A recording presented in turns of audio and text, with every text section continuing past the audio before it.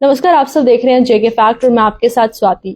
आज हमारे साथ हेल्थ ऑफिसर जुड़े हैं। तो सर, आपका बहुत बहुत स्वागत है। Thank you very much. तो सर, स्वच्छता को लेकर इस वक्त जम्मू में क्या कुछ चल रहा है? स्वच्छता तो आई थिंक पूरे साल की एक्टिविटी है और मुझे लगता है कि सफाई तो हमेशा ही होनी चाहिए, वो 24 घंटे होनी चाहिए। लेकिन एक सर्वेक्षण की बात अगर आप कर रहे हैं तो वो हर साल में पूरी कंट्री में डिफरेंट सिटीज की रैंकिंग के लिए किया जाता है। उसके लिए हम भी वेट कर रहे हैं, किसी वक्त भी कोई टीम आ जाएगी और जो है वो रैंकिंग कोशिश किया जाएगा कि हमारी जो सिटी जो है वो जम्मू में कहाँ स्टैंड करती है पूरे इंडिया में। तो उसके लिए जो बेसिक पॉइंट्स वही रहते हैं, जैसे हमने स्वच्छता के बारे में बोला कि जो हमारी वार्ड्स हैं कितनी स्वच्छ हैं, कहीं कूड़ा तो नहीं पड़ा हुआ, आपकी जो नाले साफ हैं कि नहीं, आपके खास को जो टॉयलेट्स हैं पब्लिक टॉयलेट्स हैं वहाँ अंदर सफाई है कि नहीं है।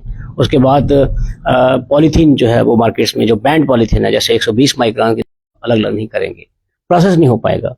तो अगर आप गुड़ तो हो जाता है, इसलिए भी सेग्रीगेशन वो जो है कलेक्शन तो है ही है। कूड़ा तो 100% घरों से कूड़ा बिठाना चाहिए, नहीं तो वो नालों में जाएगा, जहाँ आपको बाजार में मार्केट्स में गलियों में दिखेगा तो वो अच्छा नहीं, एक अच्छी लुक नहीं जाती है, उसमें सर्वेक्षण में रैंकिंग भी आपकी कम हो जाती है। लेकिन इसके साथ साथ अगर आप कूड़ा जो है वो सेग्रीगेट करके देंगे, गीला सूखा अलग अलग करके देंगे, तो उसमें प्रोसेसिंग में जो है वो बड़ी आसानी हो जाती है हमको।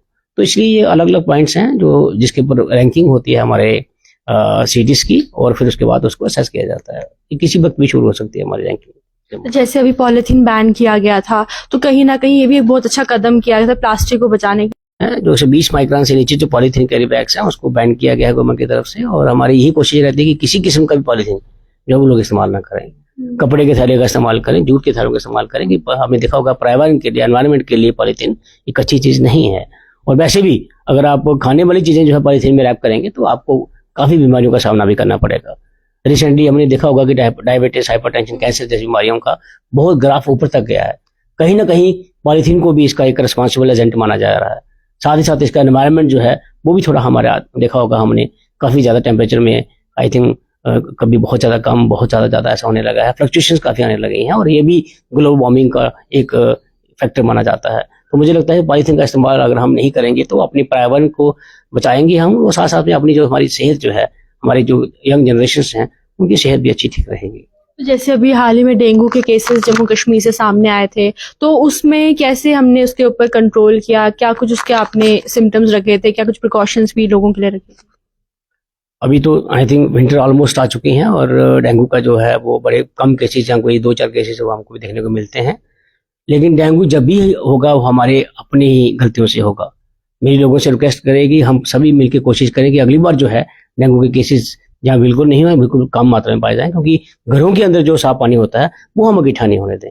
अपने घर में जो हमारी फ्रिज में ट्रे होती हैं जो नीचे लगी होती है बैक साइड पे, उसको हमें हफ्ते में पानी को एक बार रिप्लेस करना चाहिए।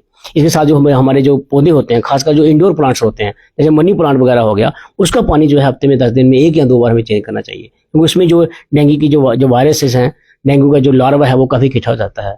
और अगर हम उसको चेंज नहीं करेंगे तो वो मच्छर बन जाएंगे। जब मच्छर बन जाएगा तो फिर नेचुरली कंट्रोल करना मुश्किल हो जाता है। फिर हमें देखा होगा कितनी लार्ज स्केल पे हमें जो है स्प्रे करनी पड़ती है, फॉगिंग करनी पड़ती है, उसके बाद भी हम कई बार हम डेंगू को कंट्रोल नहीं कर पाते, हमारे हाथ से निकल जाता है।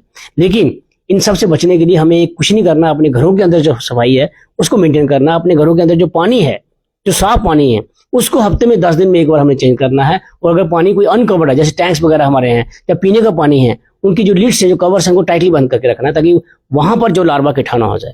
जैसे कूलर्स वगैरह हो गए हमारे, उनके पानी को चेंज करना है। हमारे पक्षियों के जो बर्तन होते हैं, जो फ्लावर पॉट्स होते हैं, वहां का पानी हफ्ते में 10 दिन में अगर हम चेंज करते रहेंगे, ये 8-10 बातें हैं। अगर इन पे हम प्रिकॉशंस करेंगे, जो हमें करने हैं बाहर से कोई नहीं करने आएगा, तो डेंगू का सामना जो है जम्मू के लोगों को नहीं करना पड़ेगा। जैसे अभी मतलब हम स्वच्छता की बात करते हैं तो स्वच्छता हमारे घर से शुरू होती है। सड़कों की बात करें तो इसके ऊपर भी कहीं ना कहीं कूड़े पड़े होते हैं, तो उन लोगों के लिए आपकी तरफ से क्या एक मैसेज रहेगा? क्योंकि अगर हम खुद ही कूड़ा बाहर फेंक रहे हैं तो हम स्वच्छता की डिमांड नहीं कर सकते। मैं इतना ही लोगों से रिक्वेस्ट करूंगा कि जो हमारी गाड़ी सुबह आती है गार्बेज की, उसकी टाइमिंग जो है वो 7 बजे से लेकर 11 बजे तक रहती है। हम कूड़ा ऑटो वालों को दें, गीला सूखा अलग अलग करके दें। अगर कभी ऑटो आपके घर में नहीं आता, सपोज कोई ऑटो खराब हो गया है, कोई और कारण है, तो हमें बताएं, लेकिन तब तक कूड़ा अपने घर में रखें या गली में किसी एक कॉर्नर में रखिए। हमारा जो स्वीपिंग वाले जो हमारे वर्कर्स हैं वो खुद जो है उठा के वहां से हमारे पास जो बड़ी गाड़ी है उसमें ले जाएंगे। लेकिन आप कूड़े को किसी नाली या नाले में मत फेंकें, या बाहर आके कोई जीवीपी मत बनाएं, कोई कलेक्शन पॉइंट मत बनाएं। प्लीज, वो हमें थोड़ी देर के लिए बनाना पड़ता है। कई बार जैसे छोटी गलियां ऑटो नहीं जा सकता, तो हमें जो हमारे रेडियां हैं, जो हमारे जो बेचारे सैनिटेशन वर्कर्स हैं, वो घरों से इकट्ठा करते हैं, वो हम किसी एक जगह रखते हैं, फिर हमारी बड़ी गाड़ी ले जाती है। लेकिन लोग जो है उसको नालियों में, नालों में, जहाँ कलेक्शन पॉइंट्स मत बनाएं। हम कोशिश करेंगे कि हमारे जम्मू में कोई भी कलेक्शन पॉइंट नहीं हो, और अगर कोई बन चुका है उसको हम खत्म करने की कोशिश करें। ये तभी मुमकिन होगा जब सभी कूड़ा जो है वाटों में देंगे, और कोई भी इंसान कूड़ा जो है वो नालियों में, नालों में या ऊपर में नहीं फेंकेगा। Thank you. अभी जैसे सेग्रीगेशन की बात करें तो उसको लेकर आप क्या कहना चाहेंगे? सेग्रीगेशन बहुत इंपॉर्टेंट कंपोनेंट है मैडम। सेग्रीगेशन मतलब कि जैसे मैंने पहले बताया कि जो कूड़ा है, सूखा कूड़ा और गीला कूड़ा, क्योंकि गीले कूड़े की खाद बनती है, और सूखा कूड़ा जो है वो आपकी इकोनॉमी है, आप उसको बेच के पैसे कमा सकते हैं। काफी स्टेट्स में हमने देखा है कि बच्चों की पॉकेट मनी ही सूखा कूड़ा होती है, तो उसको आप सेल करिए, लेकिन सेग्रीगेट करिए। और जो गीला कूड़ा है, दाल, सब्जी, फुल्का जो भी बच जाता है, उसकी आप खाद खुद बनाइए। अगर आप खुद नहीं बना सकते तो प्लीज हमें दे दीजिए। हमारा जो प्लांट है जहां पर हम लोग खाद बनाते हैं, हम बना के खाद जो है वो आप लोगों को देने वाले हैं। तो मुझे लगता है कि अगर हम गीला कूड़ा, उसका कूड़ा अलग अलग करेंगे तो जम्मू में कहीं भी हमें ढेर नजर नहीं आएंगे। धन्यवाद, आपने बहुत ही अच्छी जानकारी जो है हमारे ऑडियंस के साथ भी शेयर की, और आपने भी देखा कि इन्होंने खुद कहा स्वच्छता हमारे घर से शुरू होती है। तो अगर आप अपने घर को स्वच्छ रखते हैं तो ही हम अपने रोड्स को, अपने सड़कों को, अपने भारत को, अपने जम्मू को जो है वो स्वच्छ रख सकते हैं। इस तरह से वीडियो के लिए हमारे साथ जुड़े रहिए और देखते रहिए JK फैक्ट।